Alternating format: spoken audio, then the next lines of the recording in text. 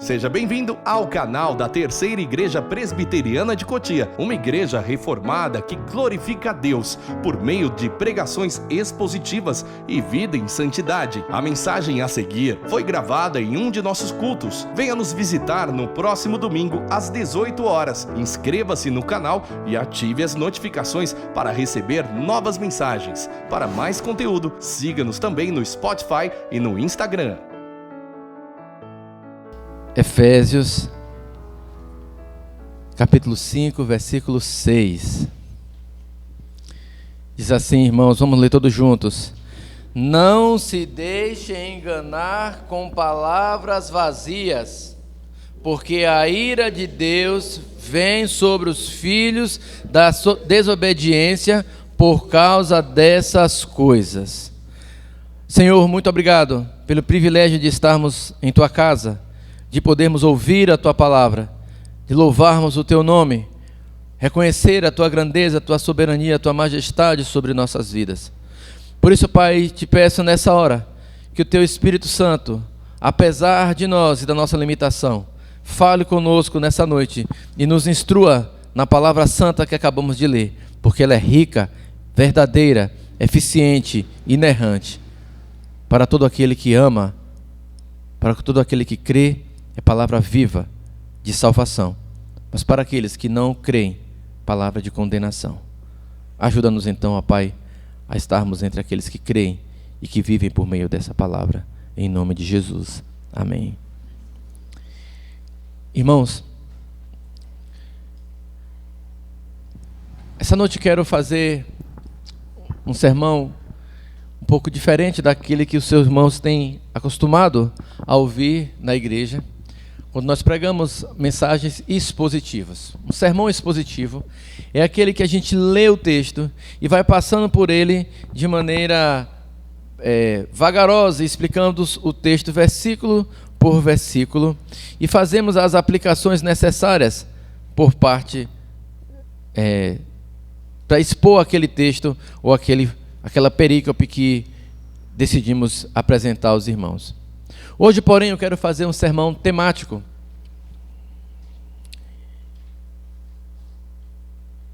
E o tema desse sermão é: não se deixe enganar. Irmãos, vivemos um dia após o outro nesse mundo, e para todos os lados que olhamos, há uma luta incessante de pessoas querendo nos enganar.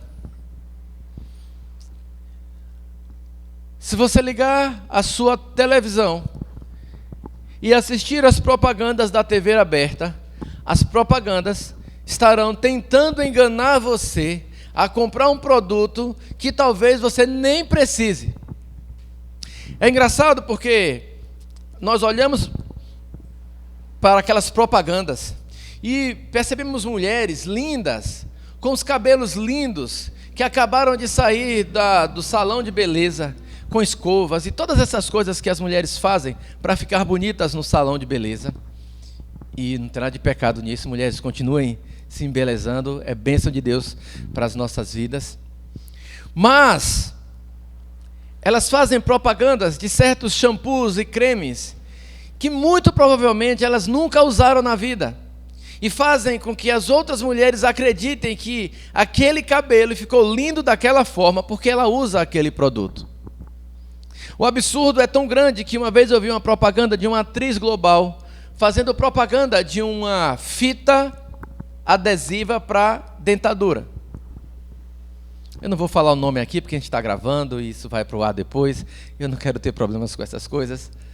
Mas essa pessoa dizia: use essa determinada marca de fixador de dentadura e você vai ter um sorriso maravilhoso. E ela passava na televisão sorrindo, linda, maravilhosa, com aquela boca cheia de dente.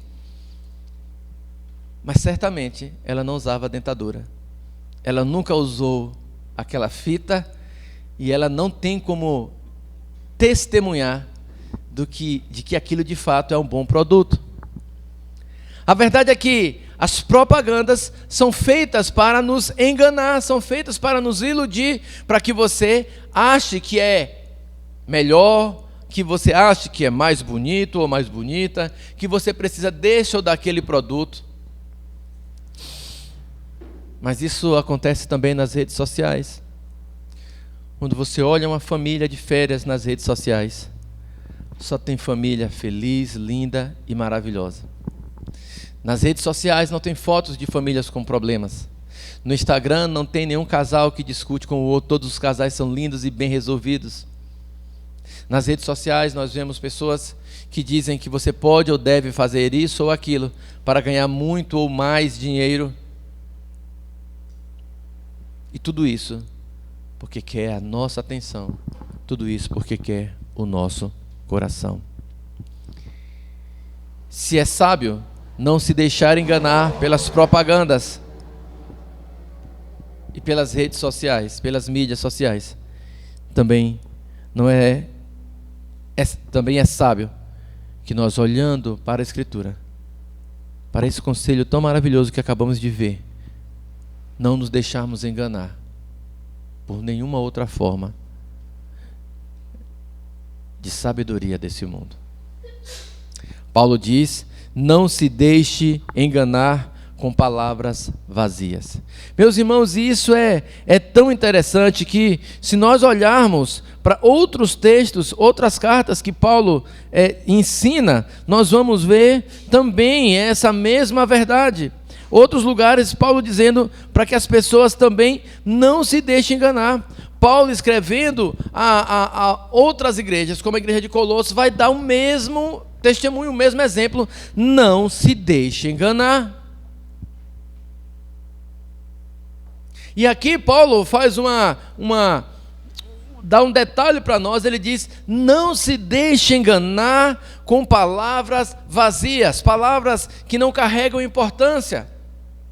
Irmãos, e quantas vezes nós ouvimos a quem não deveríamos, nós falamos com pessoas que não deveriam falar ao nosso coração, e somos enganados por essas pessoas. O que não faltam por aí é pseudos pastores, líderes espirituais, de várias religiões diferentes, tentando contar ou ensinar às pessoas a melhor maneira de viver, e tem enganado essas pessoas.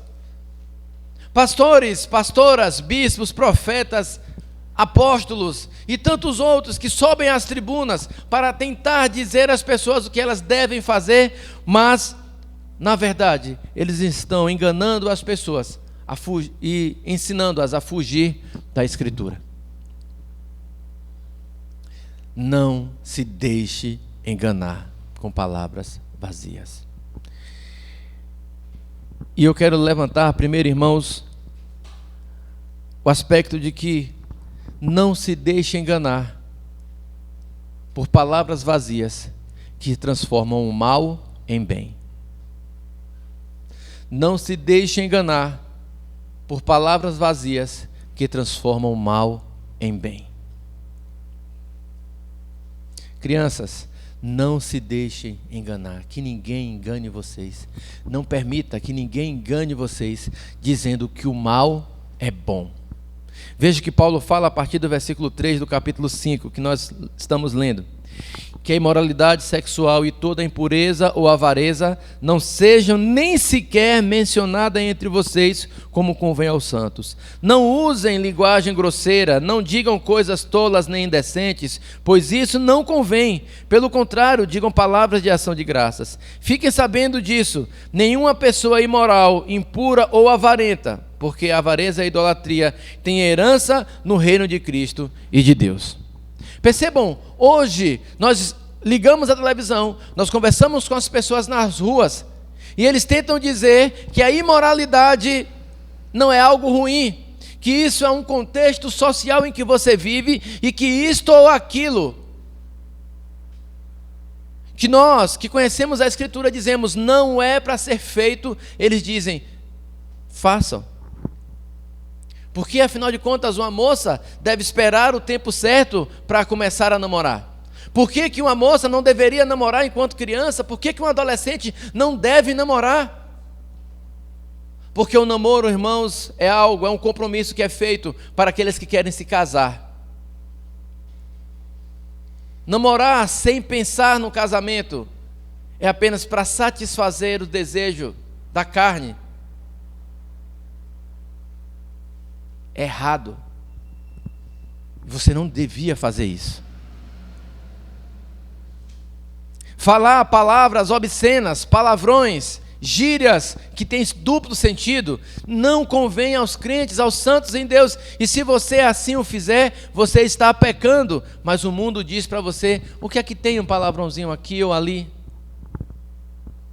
Não, mas isso é só um jeito de falar. A minha terra, a Bahia, sobretudo Salvador, a Bahia como um todo não, mas Salvador é um lugar onde as pessoas falam muito palavrão.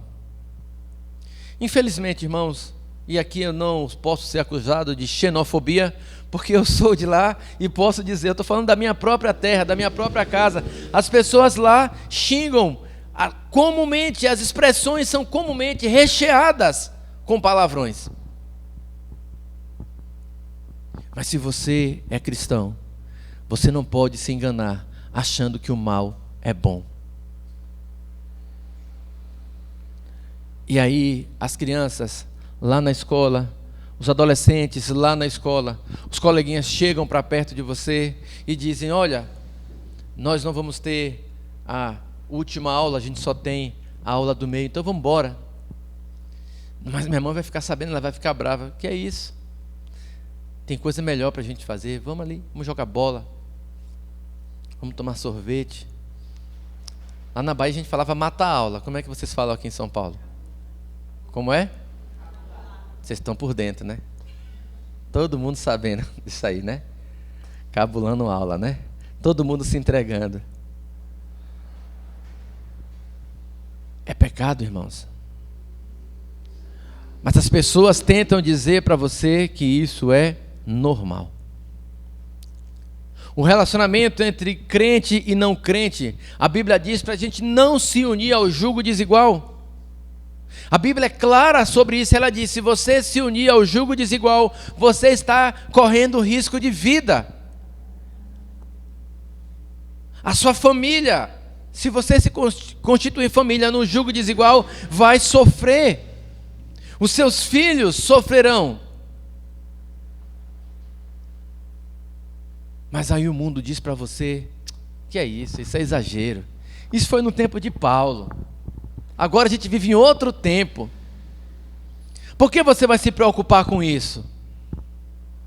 E você vai trazer para o seu próprio corpo as marcas desse sofrimento.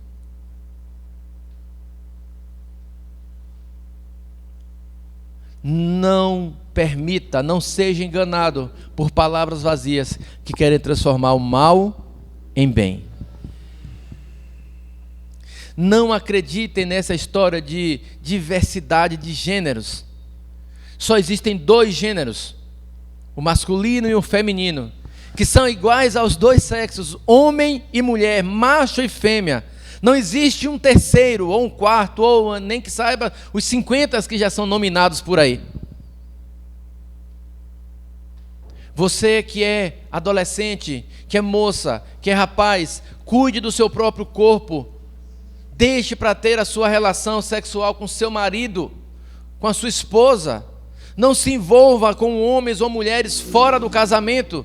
Isso não traz bênção nem felicidade para a sua vida. Só traz maldição, tragédia, desgraça, sofrimento, morte. Mas o mundo diz que você deve alegrar o seu coração, que você deve dar ouvido ao seu coração, que você deve fazer aquilo que o seu coração está mandando. E as pessoas, inclusive dentro da igreja, dizem assim: eu preciso procurar a minha felicidade, eu preciso ser feliz.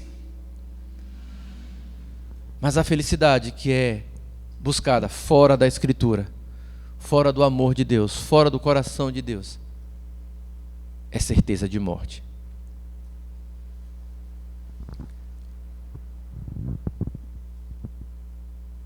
Uma moça me disse uma vez que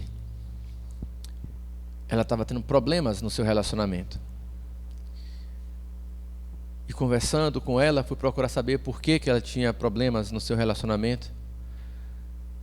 conversando um pouquinho, a gente começou a perceber. Ela tinha alguns filhos, um era de um pai, outro era de outro pai. Ela estava com um novo relacionamento que não era com nenhum dos outros pais dos outros filhos.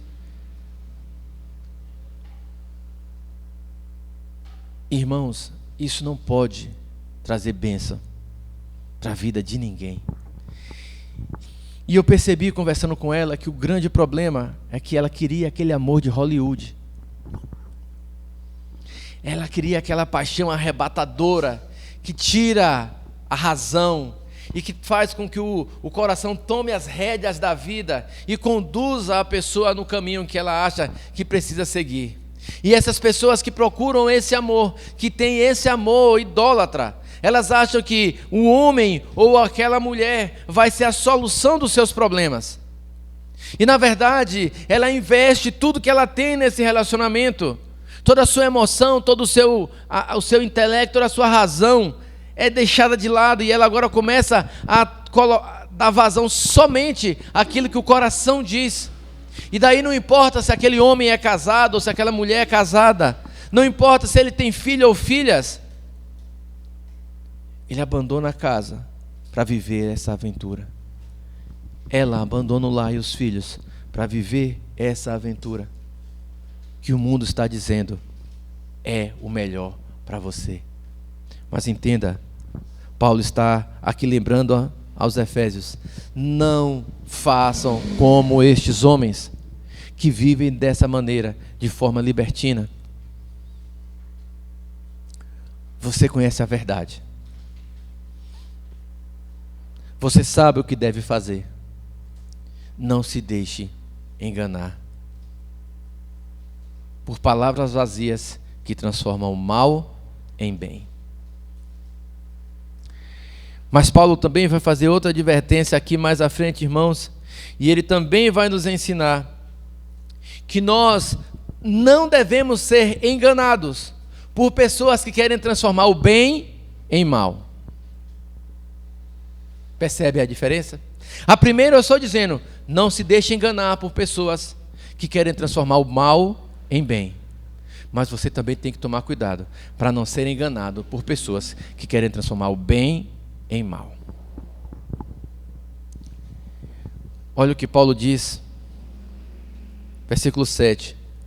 Portanto, não participe daquilo que eles fazem, das coisas que eu acabei de ler. Porque no passado vocês eram trevas, mas agora são luz no Senhor.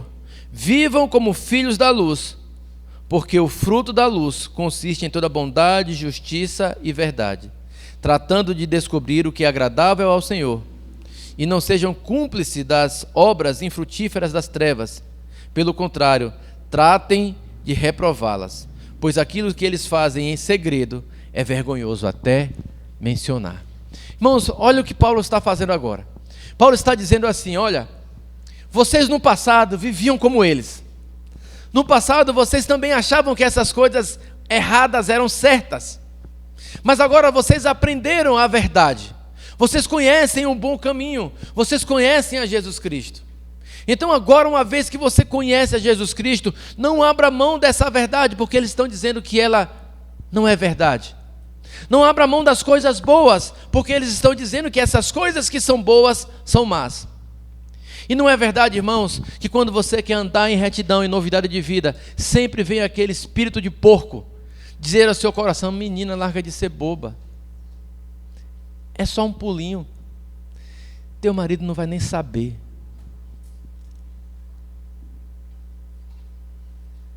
O que é que tem? É só uma mentirinha. Ninguém nem vai descobrir. Deus é tão bom e Ele vai te perdoar. Deus é tão bom e Ele nem vai te castigar por causa disso.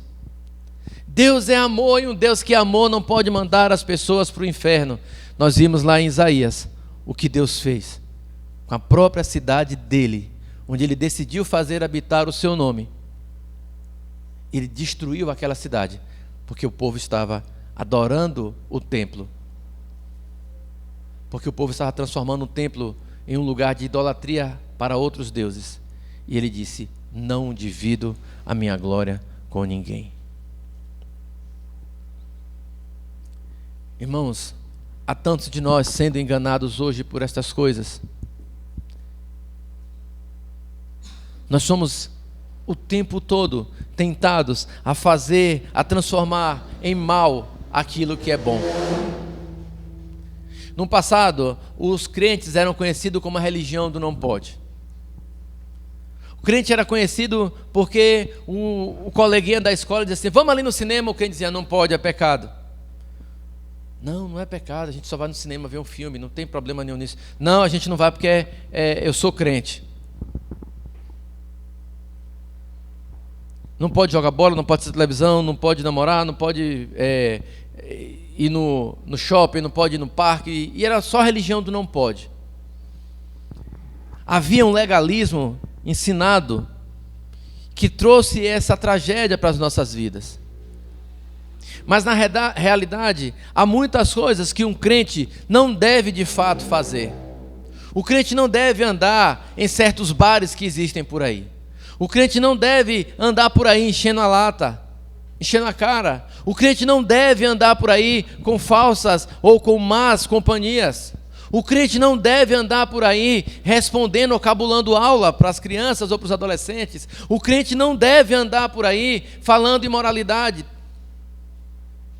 Mas percebam, houve um tempo também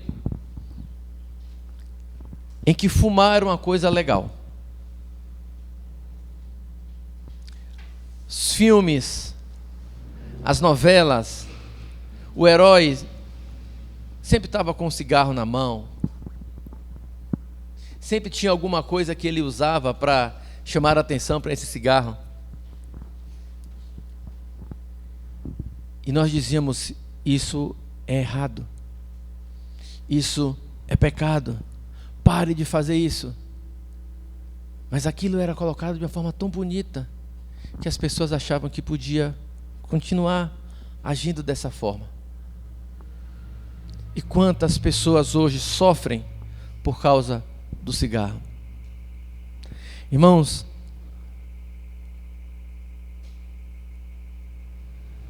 essas pessoas querem pegar aquilo que a Bíblia diz que é certo e dizer que é errado. Elas querem pegar o bem da palavra de Deus e transformar em mal. Se hoje um cristão diz que não é certo essa famigerada ideologia de gênero, eles querem prender os cristãos. Eles querem dizer que nós não devemos e não podemos dizer isso, que não podemos falar que isso é pecado. Somos acusados de ser preconceituosos. Sim, é verdade que muitos acabam agindo preconceituosamente, destratando, humilhando, ofendendo. A Bíblia não nos ensina a fazer isso com ninguém, absolutamente ninguém.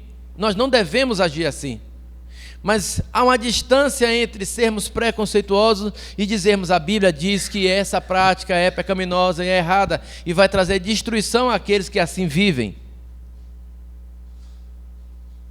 Eu não posso concordar e me calar e dizer que o certo é errado. Você que é homem, a verdade e o certo é que você tenha uma esposa, que o seu coração pertença somente a ela. Isso é o que a Bíblia ensina e você não pode acreditar na mentira contada lá fora, que o bom homem, o menino mais bacana na escola é aquele que tem muitas namoradas. Você não deve acreditar que o homem é o mais valente, aquele que faz coisas erradas na rua.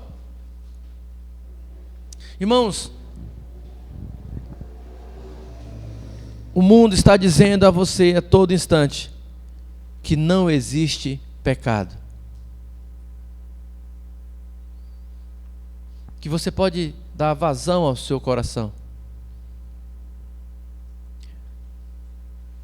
contrariando ao bem que a Escritura diz, de que nós não devemos ser controlados por nosso coração, que devemos ser guiados pela Escritura Sagrada. O mundo tem tentado tirar a Bíblia de todos os lugares. Mas não precisa se desesperar, porque isso já aconteceu no passado muitas e muitas vezes. E todas as vezes que eles tentaram eliminar a Escritura, fracassaram miseravelmente e vão continuar fracassando, porque a palavra de Deus é viva e eficaz. Ninguém vai conseguir tomar a Escritura de nossas mãos. E você não pode se deixar enganar quando eles disserem que aquilo que a Escritura diz que é bom, que é santo, que é justo, é mal. Uma família bem organizada, bem estruturada, pais que cuidam dos filhos, filhos que obedecem aos pais, mulheres e homens que são fiéis ao seu relacionamento, homens e mulheres que vivem dignamente do seu trabalho, pessoas que falam palavras boas, santas, puras. Isso é bom. E não acreditem quando eles disserem que isso é ruim.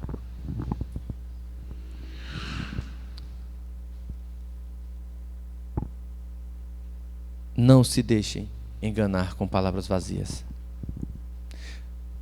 Não acreditem nos homens que com palavras vazias querem transformar o mal em bem, nem naqueles que querem transformar o bem em mal. Pastor, eu entendi. Agora me ajude como fazer isso. Dá umas dicas para a gente aí de como eu devo me comportar para que isso seja realidade em minha vida. Em primeiro lugar, irmãos, você precisa conhecer mais a verdade. Você precisa estudar esse livro santo que você tem nas mãos. Ele vai falar da verdade para você. Ele vai trazer a verdade sobre qualquer assunto. Mas se você não estuda esse livro, se você só lê esse livro aqui na igreja, se na sua casa você não medita na palavra do Senhor, você não tem como aprofundar-se na verdade. Daí, qualquer mentira que lhe for contada, você vai ser tentada a abandonar a verdade em função da mentira. Então, irmãos, criem o hábito de ler a Bíblia. Escolha um horário do seu dia, de manhã, à tarde ou à noite.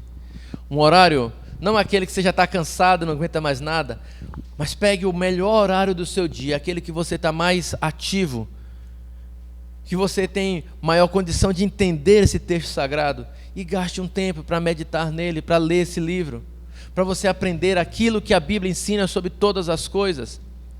A Bíblia é um livro que foi escrito para falar tudo que Deus quer que você saiba sobre Ele, e tudo que Ele espera de você para que você tenha um relacionamento pacífico com Ele, para que você tenha um relacionamento de pai e filho com esse Deus. Se você ler a Escritura, você vai se proteger das mentiras que lhe são contadas todos os dias.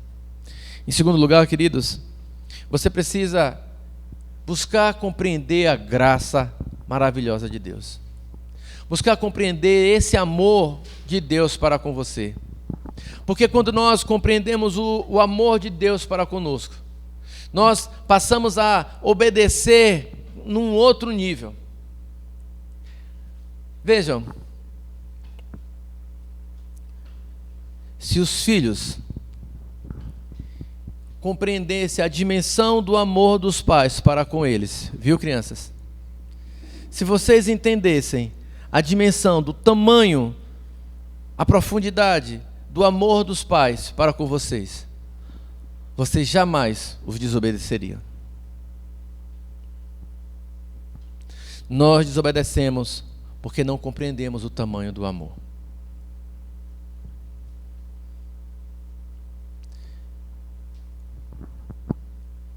Quando Deus nos dá uma ordem, Ele nos dá essa ordem porque Ele nos ama de uma maneira que nós nunca seremos capazes de amar de volta.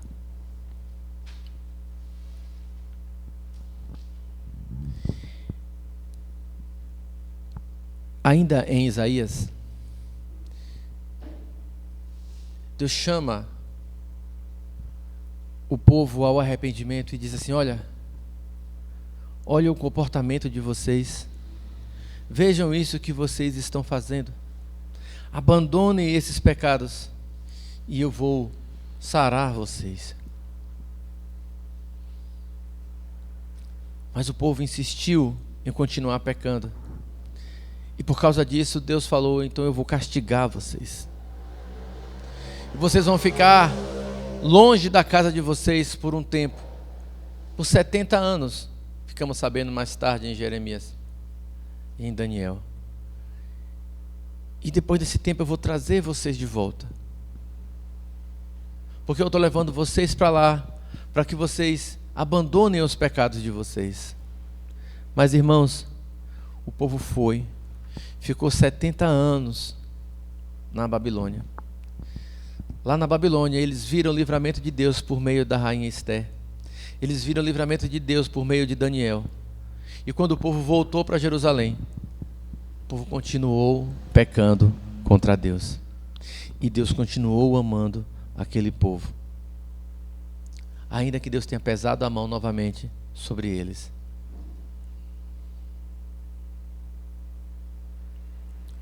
E quando a gente olha para essa história narrada na Escritura, de como Deus amou essas pessoas, eu também percebo que se alguém chega para mim e diz que se aquilo que Deus quer de mim, eu não deveria fazer, ou querendo me levar a desobedecer a Deus, eu devo, queridos, amar a Deus de tal forma, e reconhecer o amor de Deus por mim, a ponto de dizer: eu não entendo porque Deus quer que eu faça isso, mas se Ele assim quer, e Ele me ama, eu devo obedecê-lo. Percebe qual é o ponto?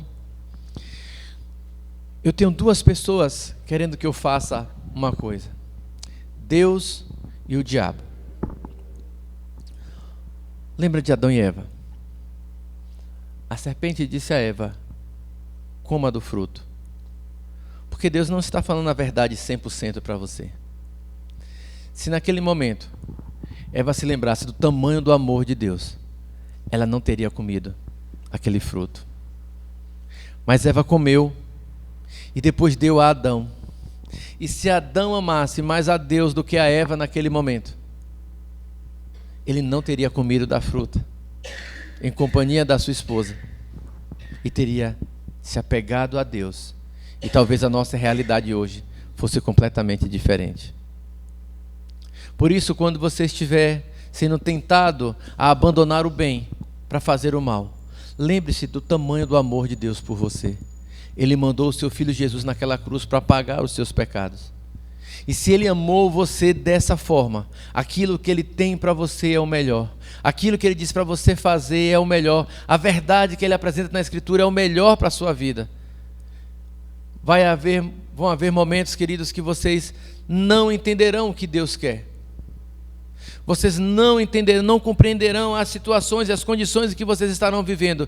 Mas se vocês se lembrarem da graça de Deus, dessa maravilhosa graça que Ele derramou sobre nós, e como Ele nos ama com esse amor que não tem fim, que não tem limite, então você vai dizer: eu vou continuar servindo ao meu Deus e não vou deixar-me ser enganado por palavras vazias. Leia a Escritura, medite na graça do Senhor e por fim ore. Antes de tomar qualquer decisão, ore. Apresente a Deus aquilo que tem atordoado o seu coração. Apresente a Deus essas coisas frívolas e passageiras que acontecem em nossas vidas, mas que nos trazem angústia. Apresente a Deus a decisão do trabalho, do relacionamento, da comida, da bebida, seja o que for que te traz angústia, apresenta a Deus e pede que o Espírito Santo avalie e sonde o seu coração, para que a sua decisão seja baseada na verdade, na palavra de Deus, e você não seja enganada ou enganado pelos laços do inimigo. Se Deus te der essa graça na oração, então você vai evitar muitos males na sua vida, muita ansiedade, muita angústia, muita frustração, se apenas você orar apresentando as suas decisões a Deus. Faça essas 3 coisas, irmãos, E você com certeza vai conseguir não ser enganado pelo mundo. Que Deus nos abençoe.